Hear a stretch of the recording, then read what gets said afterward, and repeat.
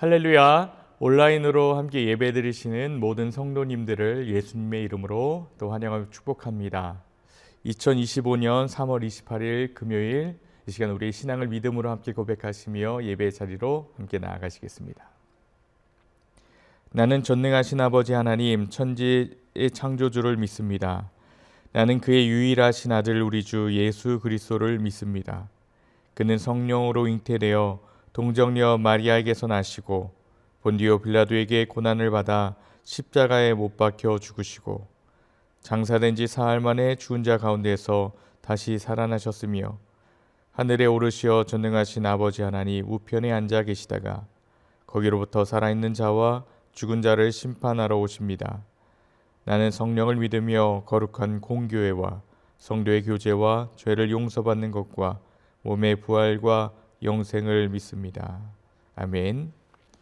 함께 기도하시겠습니다. 사랑과 은혜가 충만하신 주님 감사합니다. 오늘도 우리에게 지난밤 단잠을 허락하시고 이 시간 아침을 깨어 주의 자리에 나왔습니다.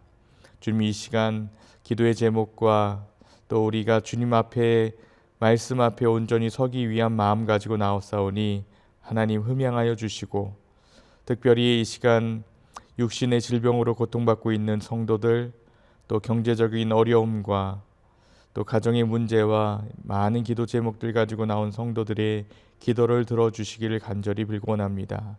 주님, 함께 하셔서 능력의 오른손으로 친히 안수하여 주시고 깨끗하게 나음 얻게 하여 주시고 우리의 모든 문제와 해결책이 오직 주님으로부터 나올 수 있는 귀한 응답받는 시간 될 수 있도록 함께 하옵소서. 감사드리며 예수님의 이름으로 기도드립니다. 아멘. 오늘 우리에게 주신 하나님의 말씀 함께 보겠습니다.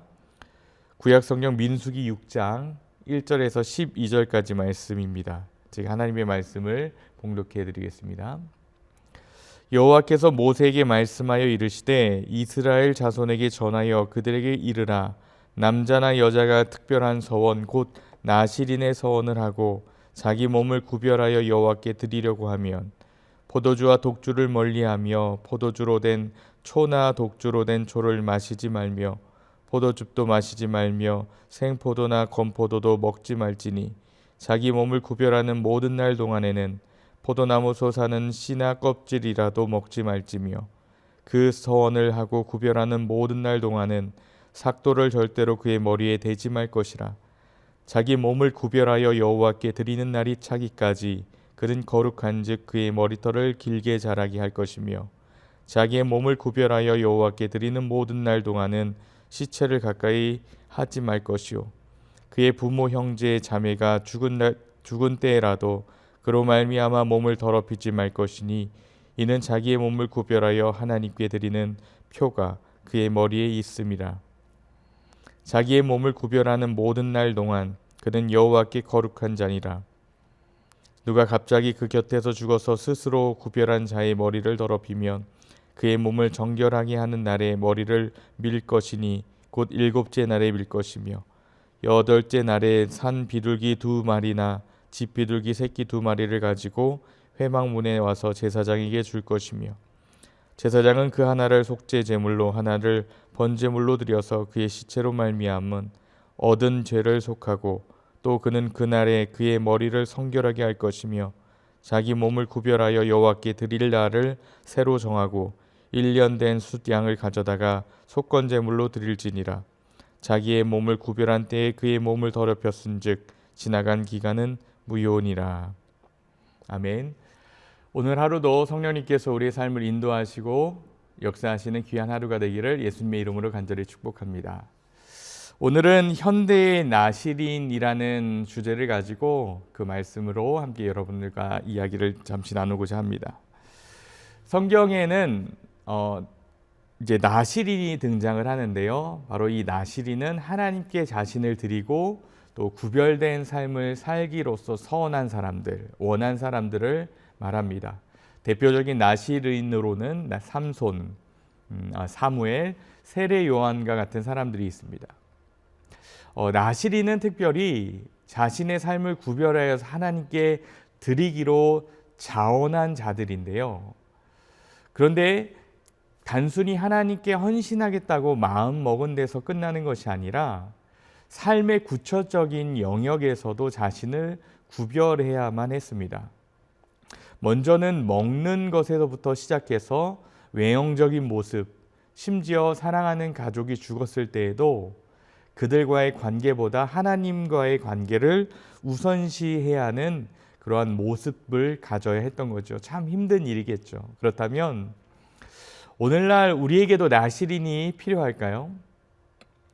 율법적인 의미에서의 나시린은 아니겠지만 하나님께 온전히 헌신된 삶을 살아야 한다는 그 성경적인 가치관을 기준으로 할 때 우리가 살아가는 현 시대 속에서도 현대의 나시린이 필요하지 않을까 생각이 됩니다. 그런 의미에서 오늘 말씀을 통해 하나님께 구별된 삶을 사는 그 현대의 나시린이 되기를 간절히 소망하면서 함께 말씀으로 함께 들어가 보면 좋겠습니다. 첫 번째는 그 나시린이 멀리해야 되는 것이 있습니다. 그 첫 번째가 바로 포도나무 소산을 멀리하라고 성경은 말씀하고 있는데요. 우리 3절과 4절 말씀입니다. 우리 함께 한 목소리로 함께 읽으며 눈으로 함께 보면 좋겠습니다. 포도주와 독주를 멀리하며 포도주로 된 초나 독주로 된 초를 마시지 말며 포도즙도 마시지 말며 생포도나 건포도도 먹지 말지니 자기 몸을 구별하는 모든 날 동안에는 포도나무 솟아는 씨나 껍질이라도 먹지 말지며 라고 말씀을 하고 있습니다.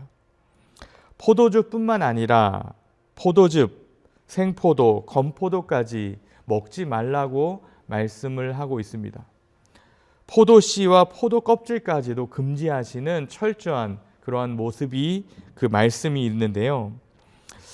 하나님께서는 왜 이렇게까지 철저하게 금하셨을까요?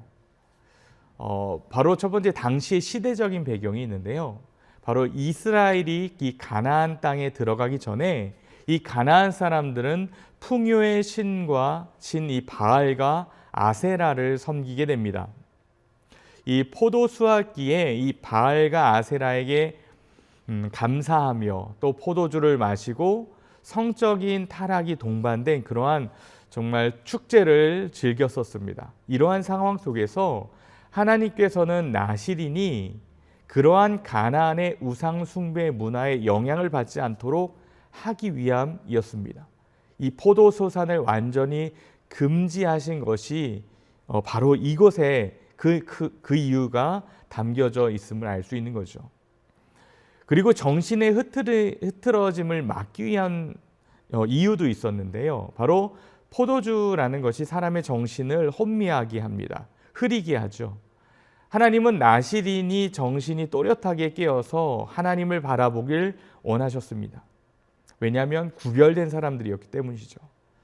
여기서 우리는 하나님께 헌신한 자가 정말 세상의 쾌락이나 즐거움이 아니라 하나님께만 집중해야 함을 깨닫습니다.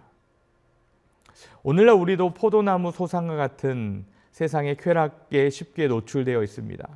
매일 가지고 다니는 스마트폰이나 SNS, 유튜브 또는 즐겁게 누리는 그러한 향락과 쾌락들, 게임들, 많은 것들이 우리를 미혹하고 유혹을 합니다. 어쩌면 이런 것들이 포도의 소산이라고 할 수 있을 것 같습니다. 이런 것들이 우리의 마음을 흐트러뜨리고 하나님을 바라보지 못하게 합니다. 바로 현대를 사는 나시린들은 이 세상의 쾌락을 절제하고 하나님께 집중하는 삶을 살라고 오늘 본문을 통해서 우리에게 또 말씀해주고 있는 것이죠. 두 번째, 이 나시린이 구별해야 될 것은 바로 머리에 삭도를 대지 않는 것입니다. 5절 말씀인데요. 저와 여러분들이 함께 읽겠습니다. 그 서언을 하고 구별하는 모든 날 동안은 삭도를 절대로 그의 머리에 대지 말 것이라. 자기 몸을 구별하여 여호와께 드리는 날이 차기까지 그는 거룩한즉 그의 머리털을 길게 자라게 할 것이며. 나시린은요, 머리를 깎지 않았습니다. 머리를 길렀죠. 머리털은 바로 하나님께 드리는 표징 중에 하나였습니다. 바로 이 고대 사회 속에서 머리털은요, 이 생명의 힘을 상징합니다. 하나님께 드려진 자는, 구별된 자는 머리털을 자르지 않음으로써 자신의 생명이 하나님께 속해 있음을 인정하는 것이었습니다. 삼손은 이 나실인으로서 힘을 가졌던 이유도 있었는데 그의 머리털이 하나님의 표징이었기 때문인 거죠. 그러나 삼손이 머리를 잘랐을 때 그는 하나님께서 허락하셨던 그 힘을 잃게 되는 것을 우리는 성경을 통해서 알 수 있습니다. 그리고 하나님께 구별된 이 삶의 상징으로서 나실인이 머리털을 자르지 않은 이유였습니다. 왜냐하면 그의 외형을 보면 누가 보아도 그는 나실인임을 알 수 있었습니다. 이런 것을 볼 때 오늘날 우리의 삶에도 하나님께 드려진 표시가 우리에게도 있어야 합니다. 세상의 가치관이 아니라 하나님의 말씀대로 살아가는 것, 세상이 추구하는 성공이 아니라 하나님의 뜻을 따라 사는 것, 이것이 현대의 나실인의 삶이라면 현대의 나실인은 세상과 구별된 삶을 살면서 분명히 구별된 표식이 있어야 되는데 그것은 어떤 걸까요? 바로 그것은 우리의 언어와 태도나 행동에서 하나님께 속한 자임을 드러내야 한다라는 것이죠. 나실인이 머리털을 자르지 않음으로써 머리털을 통해서 그 표식이 사람들에게 보여지는 것처럼 우리도 우리의 언어와 태도와 행동을 통해서 또 세상 사람들이 이 사람은 하나님을 믿는 사람이구나 라고 하는 분명한 표식이 우리 안에도 있어야 될 줄 믿습니다. 세 번째로 시체를 가까이 하지 않는 것이 나실인의 특징, 지켜야 될 규례였는데요. 6절과 7절입니다. 함께 읽겠습니다. 자기의 몸을 구별하여 여호와께 드리는 모든 날 동안은 시체를 가까이 하지 말 것이요 그의 부모 형제 자매가 죽은 때라도 그로 말미암아 몸을 더럽히지 말 것이니 이는 자기의 몸을 구별하여 하나님께 드리는 표가 그의 머리에 있음이라. 부모 또 형제 자매가 죽었을 때도 가까이 하지 말라고 하십니다. 이는 나실인이 하나님과의 관계를 가장 우선시해야 한다라는 의미로서 하나님께서 말씀을 하고 계시는 것입니다. 하나님께 드려진 그 몸으로서 하나님과의 관계가 참 중요한데요. 바로 사람은 사랑하는 가족이 죽으면 가까이 하고 싶은 것이 자연스러운 본능입니다. 하지만 나실인은 하나님께 드려진 자로서 가족관계보다 하나님과의 관계를 더 우선시해야 된다라고 말씀하고 있습니다. 참 어쩌면 힘든 일이고 인간적으로 참 감당하기 어려운 일일 수 있습니다. 그런데요, 하나님께서는 분명히 해야 할 일을 알려주십니다. 그 어느 것보다도 하나님과의 관계를 우선시해야 되는 그 구별된 삶으로서의 나실인에게 알려주시는 거죠. 그리고 세상의 이 부정함 속에서 자신을 지켜야 함을 알려주고 있는 겁니다. 어쩌면 세상과 구별되는 그러한 삶에서 어려운 환경일 수 있지만 참 마음이 힘들 수도 있지만 바로 시체라는 것이 이 구약에서는 부정함의 상징이었습니다. 하나님께서 드려진 이 나실인은 그 시체를 멀리한다기보다 부정함과 멀리해야 한다는 것을 알려주고 있습니다. 바로 오늘날 우리를 현 세대를 살아가고 있는 우리들, 현대의 나실인들에게도 이 죄악의 문화와 타락한 세상의 가치관에서 구별되라고 우리에게 말씀하고 계십니다. 제약된 곳에서부터 우리는 벗어나야 하죠. 타락한 문화와 가치관에서 우리는 떠나야 합니다.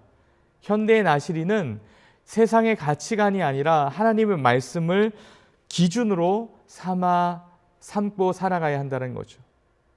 부모, 형제, 자매가 죽었을 때도 가까이 하지 말아야 한다라고 말씀하시는 극단적인 말씀 속에서 이는 나실인이 하나님과의 관계를 가장 우선시해야 된다는 것을 의미하고 있습니다. 그렇다면 이 나실인이 규례를 어겼을 때는 어떻게 했을까요? 바로 9절과 12절의 말씀이 있는데 제가 읽어드리겠습니다. 누가 갑자기 그 곁에서 죽어서 스스로 구별한 자의 머리를 더럽히면 그의 몸을 정결하게 하는 날에 머리를 밀 것이니 곧 7째 날에 밀 것이며 8째 날에 산비둘기 2마리나 집비둘기 새끼 2마리를 가지고 회막문에 와서 제사장에게 줄 것이요 제사장은 그 하나를 속죄 제물로 하나를 번제물로 드려서 그의 시체로 말미암아 얻은 죄를 속하고 또 그는 그날에 그의 머리를 성결하게 할 것이며 자기 몸을 구별하여 여호와께 드릴 날을 새로 정하고 1년 된 순양을 가져다가 속건 제물로 드릴지니라.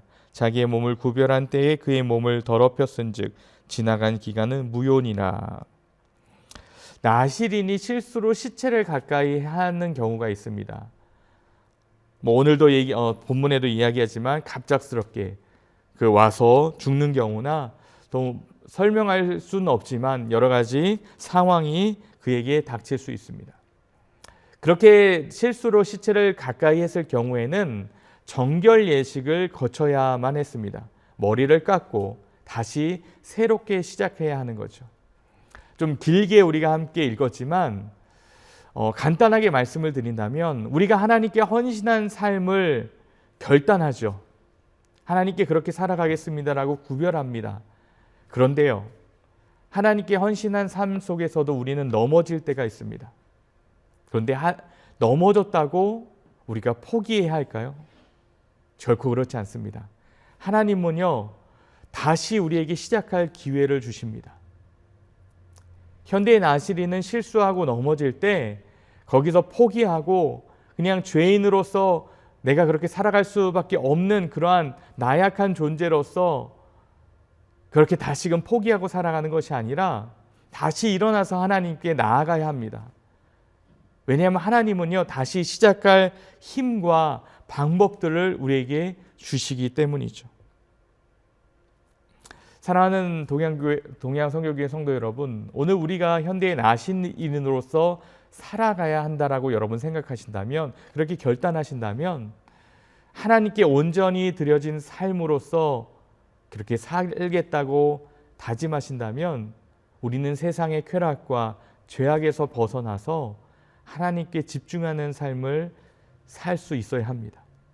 세상의 쾌락을 절제하고 외형적으로는 하나님의 사람임을 나타내고 세상의 가치관에서 구별된 삶을 살아가면서 마지막에 그렇게 발버둥 치며 살아가다가 때로 넘어질 때가 있어도 하나님, 내가 다시 하나님 앞에 서겠습니다라고 결단하며 다시 하나님께 나아갈 수 있는 그런 용기와 끈기가 우리에게 있어야 한다는 것이죠. 여러분, 하나님께 온전히 드려지는 삶, 여러분 쉽지 않습니다. 그런데 그러한 삶을 살기로 여러분 결단하며 하나님 앞에 설기 원하시는 분들, 나아가기로 결단하시는 분들은 바로 하나님과 함께 교통하며 또 하나님 앞에 구별된 삶으로 또 전적으로 하나님을 의지하며 나갈 수 있는 저와 여러분들의 삶 될 수 있기를, 또 오늘 하루 될 수 있기를 예수님의 이름으로 간절히 축복합니다. 함께 기도하시겠습니다. 하나님, 나실인은 자신의 삶의 모든 부분을 하나님께 집중하고 드리고자 하였습니다. 오늘을 살아가는 현대의 나실인인 우리들도 하나님을 믿고 주님의 뜻대로 살겠다고 고백했지만 실상 내 삶에서는 내 생각과 방법대로 살아갔음을 이 시간 고백하며 회개합니다. 다시금 주님을 위한 삶의 모습이 회복되고 주님이 보시기에 합당한 모습이 되도록 인도해 주시옵소서. 그러한 사순절이 되기를 원하며 우리가 다시금 하나님 앞에 구별되겠다고 함께 결단하며 나아갈 수 있는 귀한 오늘 하루 되게 하여 주옵소서. 감사드리며 예수님의 이름으로 기도드립니다. 아멘. 계속해서 기도의 자리로 나아가시겠습니다.